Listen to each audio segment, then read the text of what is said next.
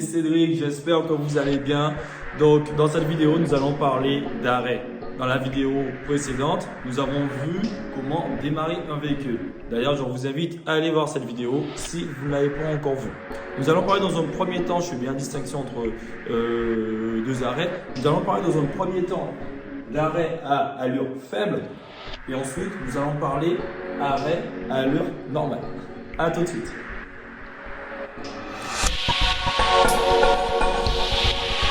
À quel moment qu'on l'utilise? Retenez bien ce chiffre 3.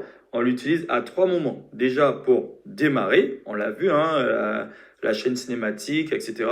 On va l'utiliser aussi pour passer un rapport de vitesse, pour changer de rapport de vitesse, soit monter de vitesse, soit descendre de vitesse.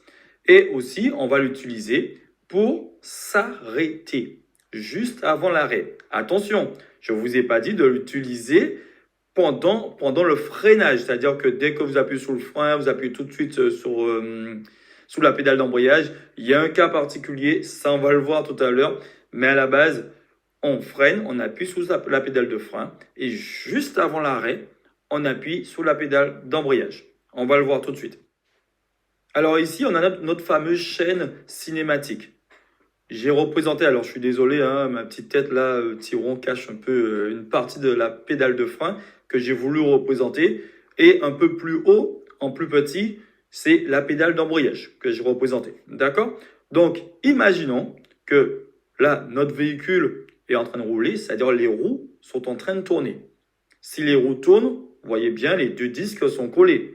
Le moteur, il transmet l'énergie aux roues. C'est ce qui fait les roues tourner. D'accord? Imaginons, on veut freiner. On va appuyer sur la pédale de frein parce qu'on veut s'arrêter à un stop qui est juste devant nous. D'accord? Donc déjà, on a un objectif. Déjà, l'objectif c'est quoi? C'est de s'arrêter au stop, à la ligne de stop qui est juste devant nous. Donc, on va freiner en conséquence, on va adapter son allure en conséquence. Ok? Donc, on va appuyer sur la pédale de frein. Quand on appuie sur la pédale de frein, ça va venir agir sur les plaquettes, disques, enfin on va dire que ça va agir sur les roues. On va faire simple, ça va agir sur les roues directement. Plus qu'on freine fort, plus que le véhicule va ralentir. Moins qu'on freine fort, c'est-à-dire moins qu'on met de la pression sur la pédale de frein, moins qu'il va ralentir, ce qui est logique. Donc on adapte en fait la pression sous la pédale de frein en fonction de l'objectif, ce qu'on veut atteindre. Bien entendu, si nous sommes très loin de l'objectif, on ne va pas continuer à freiner comme ça. On va lâcher un peu, on va diminuer un peu la pression sur le pied. Et tout le contraire, si nous voyons nous sommes assez proches quand même de l'objectif et que l'allure est encore assez élevée, ben là, on va appuyer encore plus fort. D'accord? Ça, c'est à voir aussi sur la route. Vous pouvez voir aussi avec votre enseignant directement. Donc, je reprends. Là, on appuie sur la pédale de frein. Ça agit sur les roues, donc les roues sont déjà en train de ralentir. Le véhicule ralentit déjà. Entre 10 et 15 km/h environ, on va appuyer sur la pédale d'embrayage. Regardez bien, on appuie sur la pédale d'embrayage, les disques se sont écartés, le disque d'embrayage s'est écarté, et là, il n'y a plus d'effort qui est transmis du moteur aux roues. Là, le véhicule, il peut s'arrêter tranquillement. D'accord? Voyons là maintenant si on n'appuie pas sur l'embrayage juste avant. Parce que pourquoi je vous dis entre 10 et 15 km/h, on appuie sur l'embrayage, c'est pour séparer les deux disques. Si on n'appuie pas sur l'embrayage, on va demander aux roues de freiner. En gros, on demande à la voiture de ralentir, d'accord, par rapport à la pédale de frein. Mais en même temps, le moteur, lui, il dit aux roues, ah non, non, non, continue, continue. À un moment donné, il y a un problème et donc le véhicule calme. Donc, on va voir ça tout de suite. On reprend l'exemple. On veut s'arrêter au stop. Donc, on va justement appuyer sur la pédale de frein pour déjà ralentir le véhicule. D'accord? Donc, quand on appuie, on va agir bien entendu sur nos disques, d'accord, de frein. On va agir sur nos roues. Et là, essayez d'imaginer le véhicule, il ralentit. Le véhicule ralentit, il ralentit, il ralentit. On arrive déjà à 15 km/h. Le véhicule, il ralentit encore. Regardez, les deux disques sont toujours collés. C'est-à-dire que là, vous demandez aux roues de s'arrêter, on demande au véhicule de s'arrêter et le moteur, lui, il dit au véhicule non, continuez. Parce que là, on n'a pas appuyé sur la pédale d'embrayage. Et bien là, le moteur, il cale. Et là, il n'y a plus d'énergie qui est transmise, certes, mais le moteur, il a calé. Pourquoi? Parce que on freine les roues, d'accord? Il y a une résistance en fait aux roues et le moteur, lui, il veut continuer à faire les roues tourner. Et bien, à un moment donné, le moteur, il n'en peut plus, il s'étouffe et il cale. Là, je vais vous faire un exemple. Là, j'appuie sur l'embrayage, bien sûr, pour mettre ma première. Hein. Et là, je vais faire un démarrage lent pour vous. Donc, là, je bloque à mon point de patinage et je relève délicatement pour mettre mon pied à côté. Là, je suis à la vitesse de 8 km/h. Vous allez voir, je vais commencer à freiner. Là, j'agis sur mes roues. Là, je dis à mes roues, arrête-toi, arrête-toi, arrête-toi. Et par contre, mon moteur, il dit aux roues, non, continue, continue. Et regardez ce qui va se passer. Voilà. Et le véhicule a calé.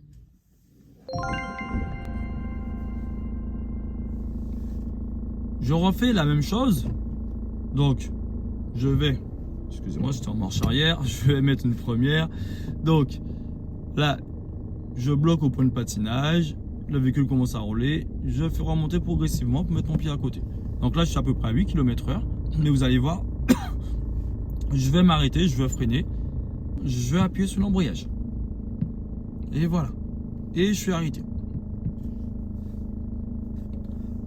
Nous allons voir maintenant quand on s'arrête, quand on veut s'arrêter, on est déjà à une vitesse assez élevée. Donc là, je vais démarrer, je vais faire un démarrage dynamique. Donc là, je suis parti. Je vais passer une seconde vitesse. Et là, je suis actuellement à 40 km/h, environ 40 km/h. Regardez bien, je vais freiner. Et ben, j'appuie seulement sur la pédale de frein. Simplement, je vais appuyer sur la pédale d'embrayage. Pourquoi? Parce que je vais devoir rétrograder. Et là, j'appuie encore sur la pédale de frein. Vous avez vu? Jusqu'à maintenant, je suis à 15 km/h en ce moment. Et là, maintenant, je vais appuyer sur l'embrayage. 12 km/h.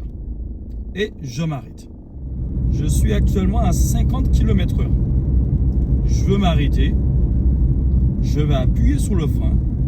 Et là, mon véhicule, il ralentit. Il ralentit. Je suis à 40 km/h maintenant. Je vais appuyer sur l'embrayage. Pourquoi? C'est pour mon rapport de vitesse, simplement, pour rétrograder. Voilà, j'appuie sur l'embrayage. Je fais remonter. Toujours sur le frein, vous avez vu? Et je continue à freiner. Je suis à 20 km/h. Si je veux reprendre la vitesse, je reprends tranquillement. Si je veux m'arrêter vraiment maintenant, et bien là, je vais m'arrêter. Et maintenant, là, je suis à peu près à 15 km/h, 14. Et je vais appuyer sur l'embrayage et je vais m'arrêter. Une toute petite précision. Nous avons vu justement comment s'arrêter. On appuie le frein avant et quand on est proche de l'arrêt, c'est-à-dire en dessous de 15 km/h, on va appuyer l'embrayage. Attention, ne vous habituez pas à regarder le compteur. D'accord? Vous le faites aussi au son, à la vibration. Parce que ton sent quand le véhicule va caler, il y a une vibration. Et c'est juste avant cette vibration qu'il faut le faire. Ça, c'est une chose. Maintenant, comment faire si je suis déjà à une allure qui est en dessous de 15 km/h? Là, je ne suis pas à 20, ni 30, ni 80. Et bien dans ce cas, on va appuyer le frein et l'embrayage en même temps. Pourquoi? Parce que si on appuie le frein avant, comme je vous ai montré à l'instant, ben on est déjà tellement proche de l'arrêt que le véhicule risque de caler. Donc là, on fait les deux en même temps. Quand je dis qu'on fait les deux en même temps, attention, l'embrayage, on doit l'appuyer, oui, à fond, mais le frein, on ne l'appuie pas à fond comme on appuie l'embrayage. D'accord? Il y a une synchronisation à faire.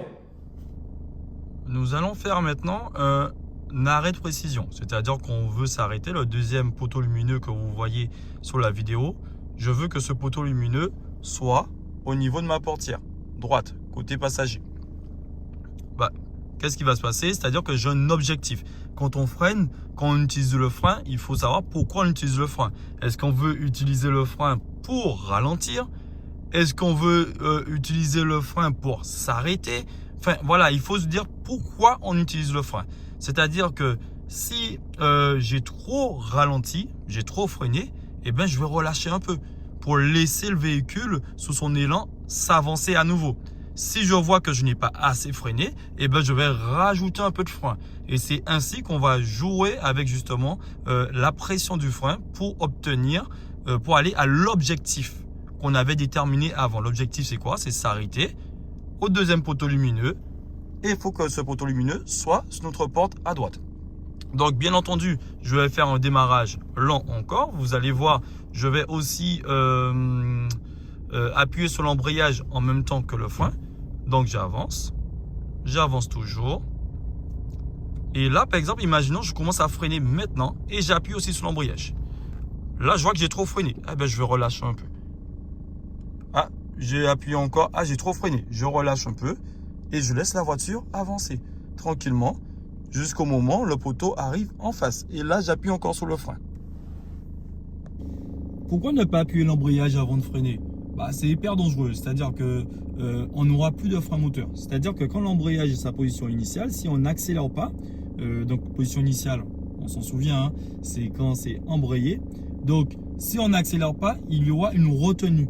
C'est ce qu'on appelle le frein moteur. Vous l'avez déjà peut-être ressenti, même en tant que passager, qu'on entend une voiture ralentir et sans même appuyer sur le frein, eh ben, c'est ce qu'on appelle frein moteur. D'accord? Donc, imaginons on n'utilise pas l'embrayage. De 1, on n'aura pas de frein moteur. Et de 2, là au niveau de la plaquette de frein, eh ben, ça va s'user encore plus vite. N'hésitez pas à demander à votre enseignant de vous faire une démonstration afin que vous voyez la différence. Parce que c'est vrai qu'en vidéo, moi je le montre assez souvent à mes élèves quand on est en voiture. Mais en vidéo, c'est un peu compliqué voilà, pour vraiment montrer cette différence, ce ressenti. Parce que c'est plus le ressenti qu'on va avoir. Et ici, je suis à 48 km/h. Je relâche l'accélérateur. Et là, il descend à 46, 45, 43, 42. J'appuie sur l'embrayage. Regardez. Hein. Et bien là, je suis à 42. Toujours 42. Toujours 42. Ah, maintenant 40. Vous avez vu? La voiture a ralenti, mais légèrement. Voilà, nous arrivons à la fin de cette vidéo. Donc, j'espère que vous avez compris là maintenant l'importance de l'embrayage. C'est-à-dire ne pas appuyer l'embrayage comme ça à tout va. Il faut bien entendu appuyer le frein avant. On veut s'arrêter, on veut ralentir. Qu'est-ce qui va nous faire ralentir? C'est notre frein. On va appuyer notre frein. L'embrayage, c'est après. Souvenez-vous bien des 3 cas. D'accord? On appuie l'embrayage pour démarrer, pour passer un rapport de vitesse et aussi pour s'arrêter. Alors, pour s'arrêter juste avant l'arrêt. Je précise bien, juste avant l'arrêt. Quand on est en train de rouler, quand on est en dehors de ces 3 cas, notre pied, le pied gauche, il doit être placé sur le repose-pied. Quand on veut appuyer sur la pédale de frein aussi, on doit savoir pourquoi on appuie sur la pédale de frein. Est-ce que c'est un piéton qui est passé devant juste pour ralentir? Est-ce que c'est parce que le feu il est passé au rouge? Est-ce que c'est un stop? Est-ce que c'est un céder le passage? Pourquoi on appuie sur le frein? Est-ce que peut-être parce qu'on est à l'approche d'un carrefour à sens giratoire et on veut anticiper? Donc, pour éviter de s'arrêter, on va calmer un peu l'allure. Pourquoi? Dès qu'on connaît le pourquoi, on sait pourquoi on appuie sur le frein, vous verrez au niveau de la pression, ça ira tout seul. Parce qu'il ne suffit pas simplement d'appuyer très fort sur la pédale de frein et dire « Ok, c'est bon ». D'accord? Donc, fixez ça déjà. Si, par exemple, comme je l'ai dit dans la vidéo, si on est assez loin de l'objectif et on a une allure qui est vraiment trop lente, eh bien, on relâche un peu le frein. Si, au contraire, on est assez proche de l'objectif avec une allure assez élevée, eh bien, on va mettre un peu de frein. D'accord? Il faut toujours se dire le pourquoi. N'oubliez pas, on ne fait pas de roue libre. Roue libre, c'est quoi? C'est quand on appuie sur la pédale d'embrayage et on laisse la voiture rouler tranquillement.